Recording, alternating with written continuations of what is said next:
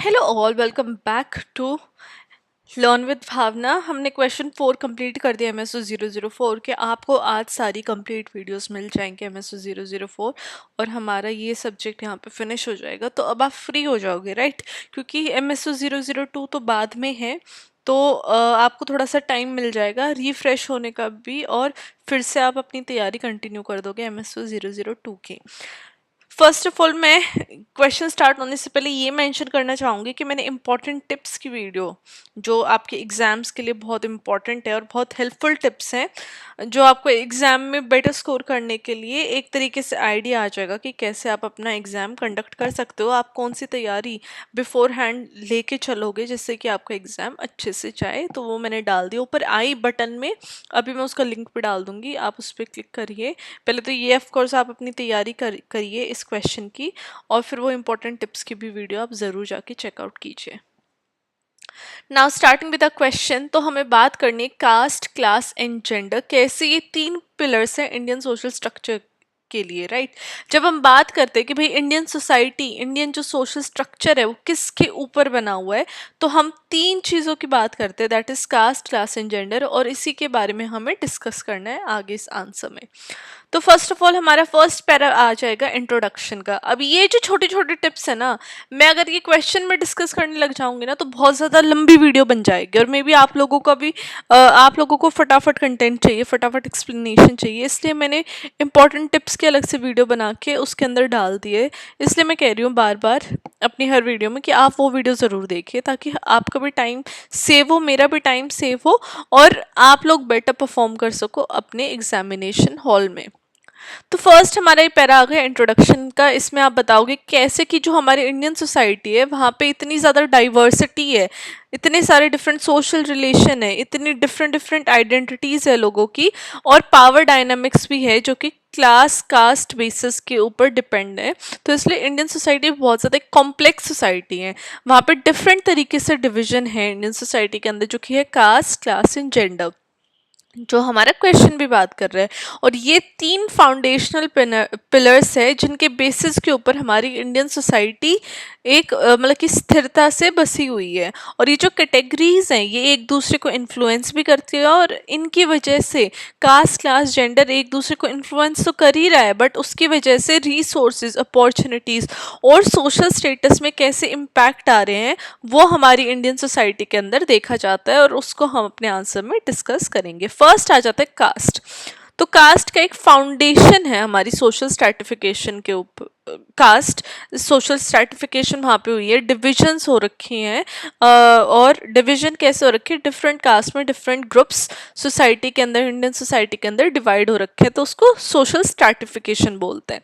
तो जो कास्ट है वो एक ट्रेडिशनल फॉर्म है जहाँ पे डिवीजन हुई है इंडियन सोसाइटी के अंदर, ऐसा और किसी सोसाइटी के अंदर नहीं देखा गया है। इंडियन सोसाइटी ही एक ऐसी सोसाइटी है जो शुरू के टाइम से, जो स्टार्टिंग के टाइम से कास्ट बेसिस के ऊपर डिवीजन हुई है। नाउ अब ये हायरार्किकल सिस्टम है, मतलब कि कुछ कास्ट को ऊपर रखा हुआ है, कुछ कास्ट को नीचे रखा हुआ है, और जो ये हायरार्की है उसमें क्या क्या बोल देते हैं कि जो ऊपर वाली कास्ट है वो प्योर है और जो नीचे वाली कास्ट है इम्प्योर है।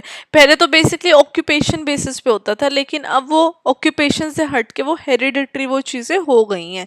तो राइट, तो कास्ट इस बेसिस के ऊपर डिवाइड थी इंडियन सोसाइटी। और आज के टाइम पे भी मतलब इतना रिजिड तो नहीं है कास्ट सिस्टम, फ्लेक्सिबिलिटी है, वहाँ पे चेंजेस हैं। ऐसा नहीं है कि अगर कोई स्पेसिफिक कास्ट में कोई पर्सन बॉर्न हुआ है तो उसको वही ऑक्यूपेशन अपनी कैरी ऑन करेगी। अब सबके पास फ्रीडम है, मतलब कि एक तरीके से इतनी ज़्यादा डिस्क्रिमिनेशन या हायरार्कीज आज के टाइम पे नहीं देखने को मिलती है। अब फीचर्स की बात कर लेते हैं। एक तो फर्स्ट हो गया हायरार्किकल ऑर्डर, राइट? तो जो कास्ट सिस्टम है वो 4 डिफरेंट पार्ट्स में डिवाइडेड है, जहाँ पे 4 वर्नास, राइट, वर्नास बोला गया। अब आप इन टर्म्स को एग्जाम में अंडरलाइन करोगे, ओके? तो कौन कौन से 4 कास्ट? ब्राह्मण, क्षत्रिय, वैश्य एंड शूद्र। जहाँ पे ब्राह्मण कौन सा हो गए, जिसके अंदर प्रीस्ट और स्कॉलर्स आ जाते हैं। क्षत्रिय वॉरियर्स और रूलर्स आ गए। वैश्य जो ट्रेडर या मर्चेंट का काम करते हैं। शूद्र जो सर्वेंट एंड लेबरर्स होते हैं। एडिशनली एक और कास्ट बाद में जो एड ऑन हो गई थी वो थी दलित्स, जिनको पहले अनटचेबल्स भी बोलते थे, और जितने भी ट्राइबल ग्रुप्स थे उनको भी दलित्स के अंदर डाल दिया गया था। और ये जो कास्ट थी जिनको दलित बोला गया था, मतलब कि उनको तो उनके साथ इतना बुरा हुआ था कि उनको वर्ण सिस्टम में भी इन 4 कैटेगरीज में भी नहीं प्लेस मिली थी, और उनको उनके लिए एक अलग से टर्म निकाल दी गई थी जिनको दलित बोला गया था, और उनके साथ सीवियर डिस्क्रिमिनेशन देखने को मिला है थ्रू आउट द हिस्ट्री। अब एंडोगेमी का क्या कॉन्सेप्ट है कास्ट के अंदर, कि जो मैरिज जो हो रही है वो विद इन कास्ट सिस्टम हो, राइट, बॉय और गर्ल सेम कास्ट के हो, तो ये चीज़ भी कास्ट के अंदर देखी गई है ताकि जो सोशल बाउंड्रीज हैं वो मेंटेन होए।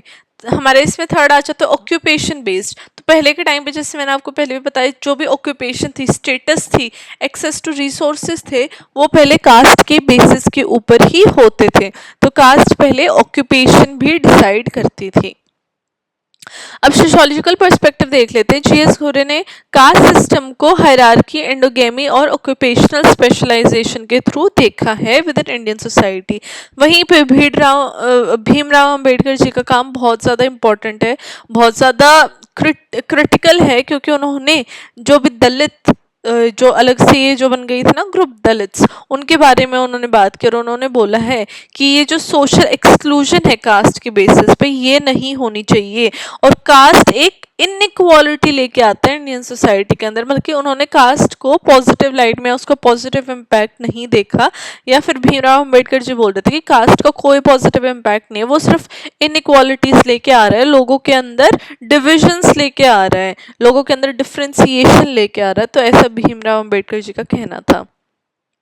अब कास्ट का क्या इम्पैक्ट होता है सोसाइटी में? एक तो कास्ट इन्फ्लुएंस कर रही है एजुकेशन को, राइट, क्योंकि अब जो ब्राह्मण वर्ण में हैं तो वो किसकी पढ़ाई करते हैं? वो जो पहले के हमारे वेद थे और उससे पहले जितने भी हमारे पुराण वगैरह लिखे गए हैं उनके बारे में स्टडी कर रहे हैं। वहीं पे जो क्षत्रिय हैं वो किसकी पढ़ाई करते हैं? वो may be martial art training, इस टाइप की वो ट्रेनिंग या पढ़ाई करेंगे ताकि वो अच्छे से फाइट कर पाए।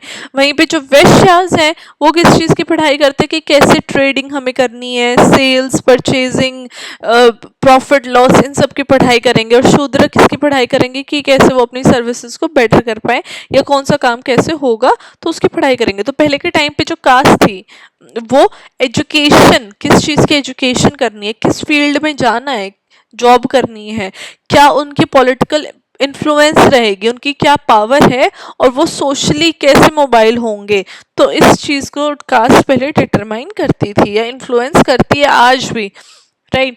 तो जितने भी कॉन्स्टिट्यूशनल सेफ गार्ड बने हुए और जितने भी पॉलिसीज बनी है जो कि कास्ट डिस्क्रिमिनेशन को हटाती है और सोशल एक्सक्लूजन को हटाती है, वो आज के टाइम पे इफेक्टिव है अर्बन एरियाज में। बट ये देखा गया कि रूरल एरियाज में ये सारी पॉलिसीज आज भी काम नहीं आती हैं, और रूरल एरियाज में इन पॉलिसीज को इंट्रोड्यूस करना, लाना और भी ज़्यादा इम्पॉर्टेंट है, और इम्प्लीमेंट करना और मेक श्योर करना कि ये सारी पॉलिसीज इफेक्टिवली वर्क कर रही हैं या नहीं कर रही है, तो वो बहुत ज़्यादा इम्पॉर्टेंट हो जाता है when we talk about caste in Indian society.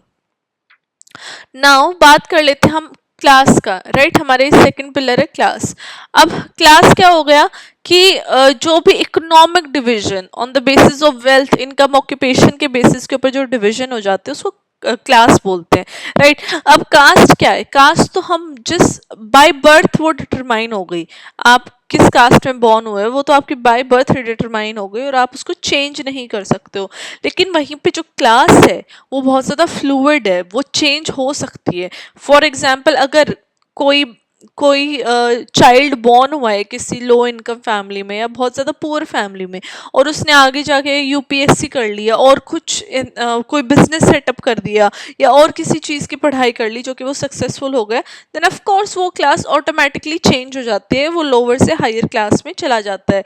और वहीं पर अगर कोई हाई क्लास में किसी ने कोई बिजनेस स्टार्ट कर दिया और वो नहीं चला, बहुत ज़्यादा लॉसेज हो गए, तो लोअर क्लास में आ जाता है। तो क्लास जो सिस्टम है वो बहुत ज़्यादा फ्लूइड है ऑल अराउंड द वर्ल्ड। अब फीचर्स देख लेते हैं हम क्लास के। एक तो देखो इकोनॉमिक हायरार्कीज है, जहाँ पे इंडियन सोसाइटी डिफरेंट क्लासेस के अंदर डिवाइडेड है।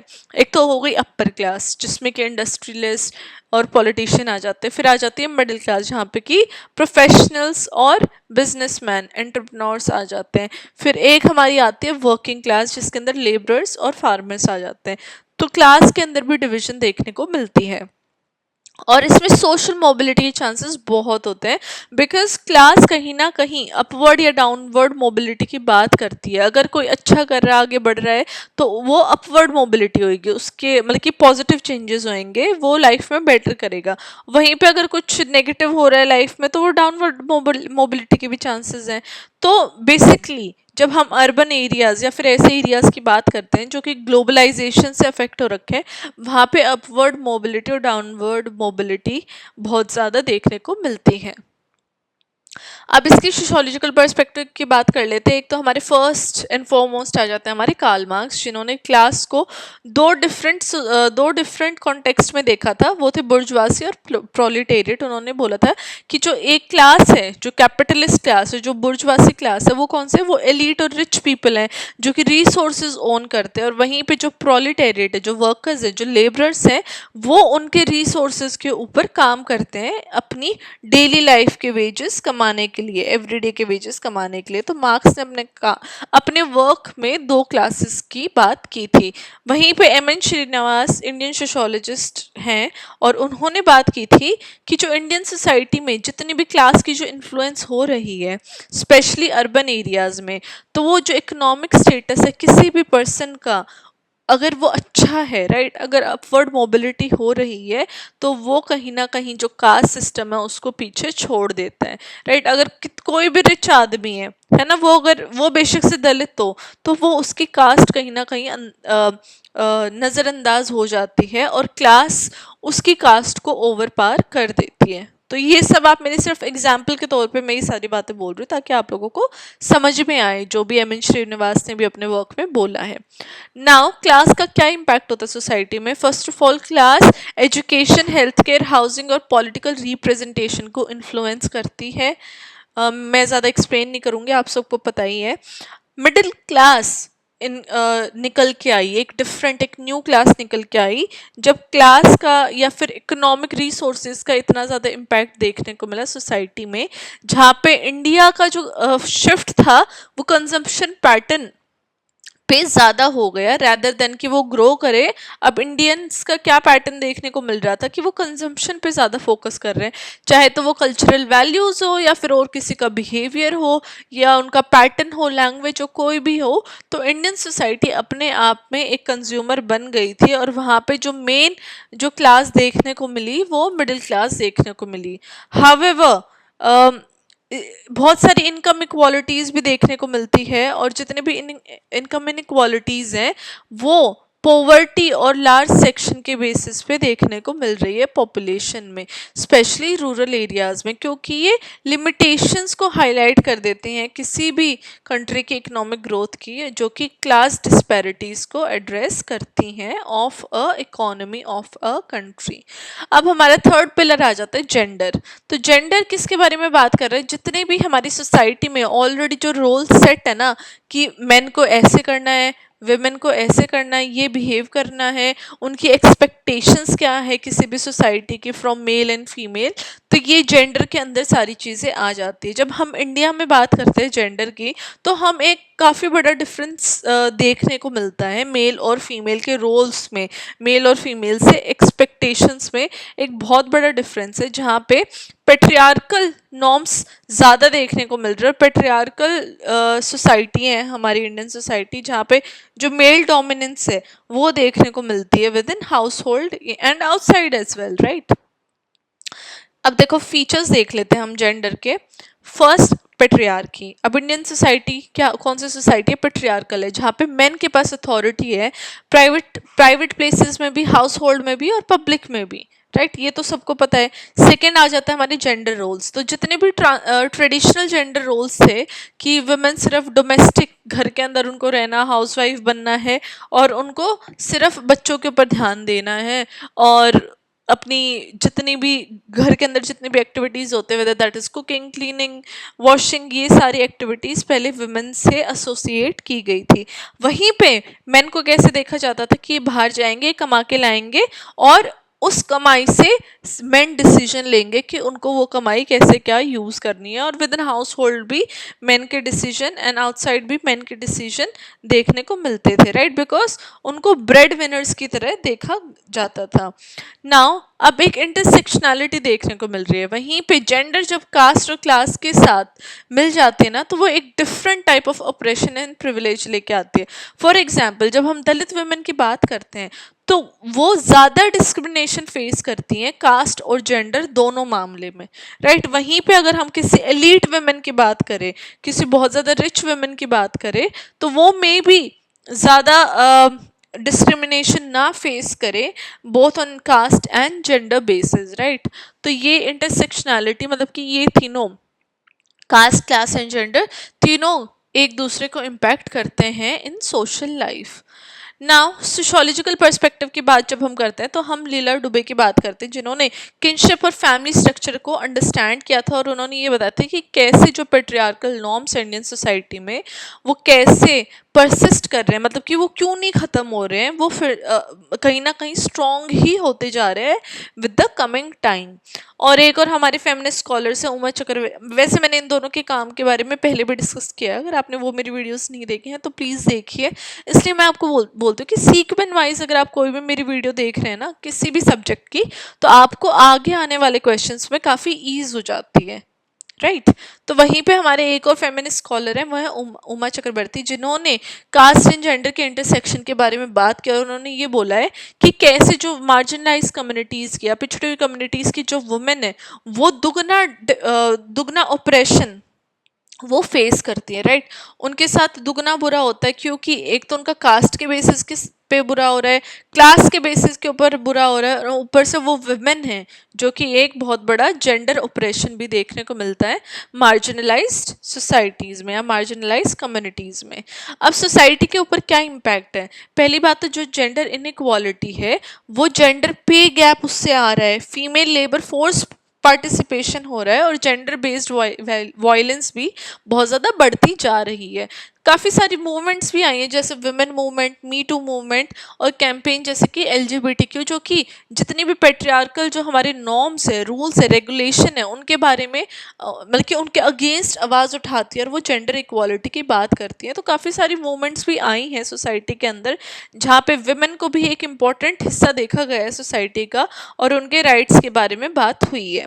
वहीं पे कुछ लीगल रिफॉर्म्स की हम बात कर लेते हैं, जैसे कि डोमेस्टिक वायलेंस एक्ट हो गया, क्रिमिनल लॉ एडमेंट एक्ट हो गया 2013 में। इन लॉज ने, ये लॉज क्यों बने थे? क्योंकि इन्होंने जेंडर बेस्ड जितनी भी वायलेंस और डिस्क्रिमिनेशन हो रही थी उसको चैलेंज करने के लिए ये लॉज बने थे। और ये अभी भी मतलब कि इनको इम्प्लीमेंट करना थोड़ा सा मुश्किल हो जाता है, क्योंकि कहीं ना कहीं जो कास्ट और क्लास है वो दोनों इससे इंटरेक्ट करके, मतलब कि जेंडर रेसिज्म जो हो जाता है ना, उससे इंटरेक्ट करके कहीं ना कहीं चैलेंजेस लाते हैं with in the Indian society. अब हम इंटरसेक्शन की बात कर लेते हैं, कास्ट, क्लास एंड जेंडर की। तो ये मतलब कि ऑफ कोर्स अगर कोई भी सोसाइटी में कुछ भी चीज़ है तो वो अपने आप में आइसोलेशन में कोई भी चीज़ वर्क नहीं करती, कहीं ना किसी का डिपेंडेंस देखने को मिलता है, इंटरडिपेंडेंस होता ही होता है। और ऐसे ही कास्ट, क्लास एंड जेंडर का भी इंटरडिपेंडेंस देखने को मिलता है इंडियन सोसाइटी में। और ये तीनों मिलके किसी भी एक इंडिविजुअल की पर्सनैलिटी को, लाइफ को, चांसेस को शेप करते हैं। फॉर एग्जाम्पल, दलित वुमेन है, वो ट्रिपल ऑपरेशन फेस कर रही हैं, कास्ट, क्लास और जेंडर, मतलब कि तीनों के बेसिस पर उनको डिस्क्रिमिनेशन फेस करने को मिलता है, जिसकी वजह से ना ही तो वो एजुकेशन अच्छे से ले पाती, मतलब कि स्कूल्स में, पहले तो स्कूल्स में जाना भी अलाउड नहीं होता था, एम्प्लॉयमेंट के ज़ीरो चांसेस हो जाते हैं, जिसकी वजह से वो सोशली सोसाइटी में एक अच्छी पोजीशन उनके लिए मतलब कि ड्रीम ही बन के रह जाती है, वो कभी भी अपवर्ड सोशली मोबाइल नहीं कर पाती हैं। वहीं पे अपर क्लास वुमेन की बात कर ले तो उनके पास देखो, अपर क्लास वुमेन को ज़्यादा एक्सेस है एजुकेशन की, एम्प्लॉयमेंट की, बट स्टिल उनको जेंडर बेसिस के ऊपर पेट्रियार्कल सोसाइटी के अंदर उनके ऊपर कहीं ना कहीं रूल्स रेगुलेशन सेट होती हैं, और वो एक आफ्टर सर्टेन अ पॉइंट या फिर after a certain degree family और सोसाइटी के अंदर ही जो स्ट्रक्चर बना हुआ है इंडियन सोसाइटी का, वहीं पे ही मतलब कि कहीं ना कहीं उसी में बंध जाती है, राइट। वहीं पे जब हम बात कर रहे हैं रूरल लेबरर्स की, तो वो मतलब कि most of the times lower caste से बिलोंग करते हैं और वो इकोनॉमिक एक्सप्लॉयटेशन बहुत ज़्यादा फेस करते हैं, एज वेल एज अगर वो रूरल लेबर अगर विमेन है तो और भी ज़्यादा एक्सप्लॉयटेशन डिस्क्रिमिनेशन फेस करने को मिलता है। नाउ यहाँ पे जो किम्बरे क्रेंशा थे, उन्होंने इंटरसेक्शनैलिटी की बात की है। इंटरसेक्शनैलिटी कैसे है कि जो डिफरेंट सोशल आइडेंटिटीज़ हैं जो विद इन हमारी सोसाइटी है, वो कैसे डिफरेंट एक्सपीरियंसेस, ऑपरेशंस और प्रिविलेज फॉर्म करती हैं या बनाती हैं in the Indian society, right. जितनी भी हमारी सोशल आइडेंटिटीज़ हैं, आपके एक्सपीरियंसेस अलग होंगे, आपने अलग टाइप ऑफ ऑपरेशन देखा होगा, डिस्क्रिमिनेशन देखा होगा, और आपकी प्रिविलेजेस भी अलग होंगी as compare to other person. तो ये चीज़ किम्बरले ने अपने वर्क में भी बोला था और उन्होंने इसका नाम दिया था इंटरसेक्शनैलिटी का। नाउ हमारा लास्ट पैराग्राफ आ जाता है कंक्लूजन का। तो कंक्लूजन में मैंने लिखा है कि कास्ट, क्लास, जेंडर ये 3 फाउंडेशनल पिलर्स हैं इंडियन सोशल स्ट्रक्चर के, और ये हम कैसे बात कर रहे हैं, हमें क्या रिसोर्सेज मिल रहे हैं, क्या पावर चेंजेस हैं विद इन द सोसाइटी, इसको बहुत ज़्यादा इन्फ्लुएंस करते हैं, डिटरमाइन करते हैं। और हर एक पिलर अपने आप में नहीं वो वर्क कर रहा है, राइट। अगर जेंडर है तो जेंडर अपने आप में वर्क नहीं करता है, उसके साथ बाकी के 2 पिलर कास्ट एंड क्लास भी साथ में जुड़ जाते हैं और सब मतलब कि इंटरडिपेंडेंसी देखने को मिलती है।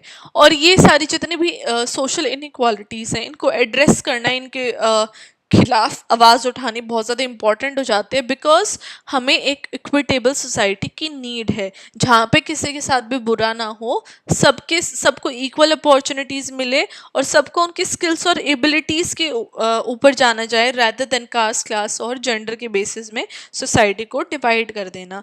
तो ये जब हम सोशोलॉजिकल एनालिसिस की बात करते हैं इन पिलर्स की, तो हमें क्रिटिकली सारी चीज़ों के बारे में बात करना चाहिए, चाहे वो चैलेंजेस हो, अपॉर्चुनिटीज़ हो, और सोशल चेंज लाने की एक कोशिश करनी चाहिए within the coming India या upcoming years within India. Okay, तो ये हमारा क्वेश्चन था, काफ़ी इजी क्वेश्चन है, और बस आपको ये की फीचर्स और ये सब इम्पैक्ट क्या है, किसने क्या बोला है, ये सब आपको पता होना चाहिए। एंड बाकी अगर ये क्वेश्चन आएगा तो ज़रूर ज़रूर अटेम्प्ट करना आप। इसको अटेम्प्ट करना भी बहुत ईजी है और इसमें अच्छे मार्क्स गेन करना भी काफ़ी ईजी है, बिकॉज कॉन्सेप्ट आप कहीं ना कोई एग्जाम्पल अपने पास से भी इसमें यूज़ कर सकते हैं। सो ये था हमारा क्वेश्चन 5। आई होप आप लोगों को ये वीडियो अच्छी लगी होगी, आंसर समझ में आया होगा। अगर अच्छी लगी है तो प्लीज़ लाइक करिए वीडियो को, चैनल को सब्सक्राइब कीजिए और कमेंट भी करिए कि आपको अंडरस्टैंडिंग बनी है आपको इस क्वेश्चन की या नहीं बनी। Okay, I will see you in the next video of question 6 of MSO 004. Till then, study well and study hard.